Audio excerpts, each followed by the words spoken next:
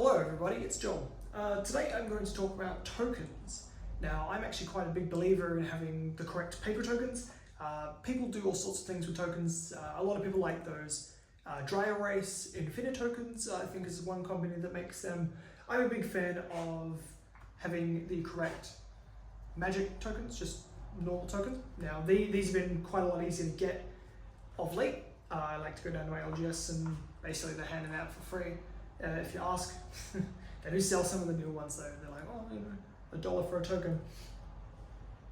So I'd like to go over a little bit of how I approach tokens and how I use tokens in my decks and how I display tokens and how I like to have correct tokens representing things.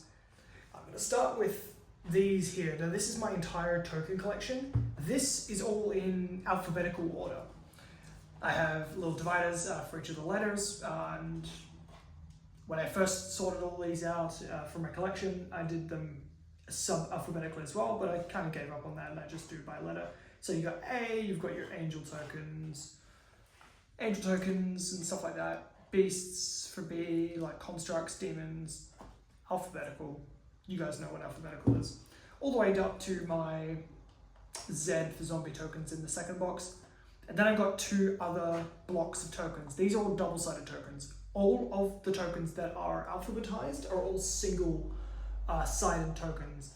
The ones in here are all double-sided. So I've got regular double-sided, and then the next one is all double-sided foils. So normally when I'm building a deck, I'll try to find a double-sided token that's two of the tokens the deck needs first before I go and use a single-sided token for that deck. So what I'll do now is, I guess I could show you guys some of my actual tokens that I have in some of my decks. Alright, so let's get this show on the road. So I have been playing a lot of online Magic recently, and there's one thing I really wanted to talk about with all of you guys that I do that I think might be a good idea, and you guys might also want to do that. Here, next to my dice, up on my desk, when I play spell table Magic, I have this pile of generic tokens. So all of my commander decks have tokens in them. So all of my deck boxes have, alongside the commander, the tokens that I use for the deck. You can see them there, little pack of tokens. And when I start the game, I have my tokens all ready. Now, this is not really news. Some people do this, and a lot of people do this.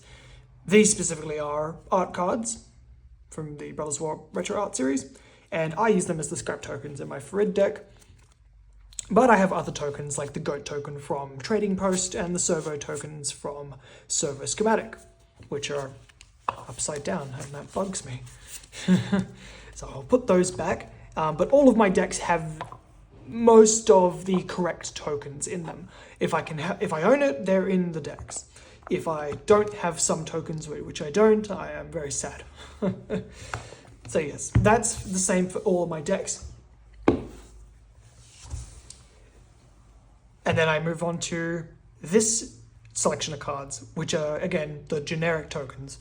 So these are tokens that I keep for webcam Magic, and I'm yet to take this little stack out to a LGS, but these are all tokens that may come up.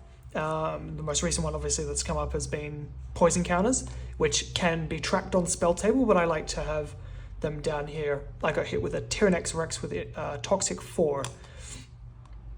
So yeah, this is all stuff that you may have on your field at some point in a game, usually as a result of other people's cards, like this Elephant token is from Generous Gift. The Ape token here is from Pongify.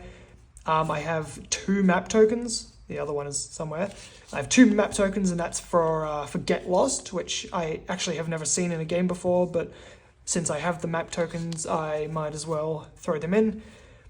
Stuff like copy tokens, being able to do like copies of things, just stuff to represent different things. The Salamander Warrior token, which, you know, once the card came up in a game, I went and pulled it out of my little alphabetical box, and then there it was. Treasure tokens, that's a big one. There are decks that give other people treasure tokens.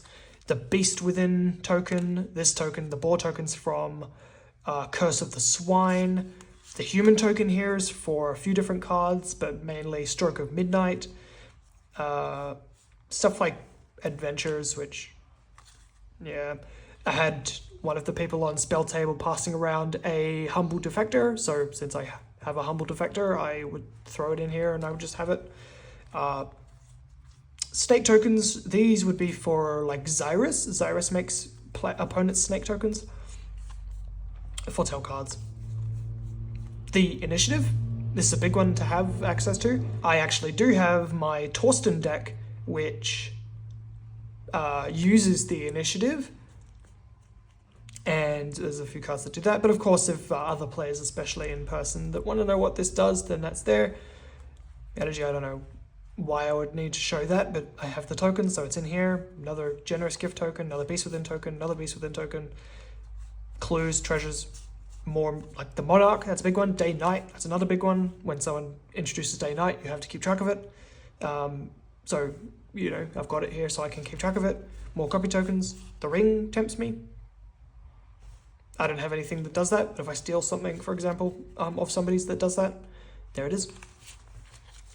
So yeah, this is just a little idea that I came up with one day because I was playing a lot of Spell Table and people were flying around tokens here or there, and I just have a lot of tokens. I'll get to my alphabetical tokens again, and I've got all my tokens, and if I need a token, I'll go find it, especially for one of my decks. All the tokens in my decks are all correct so far.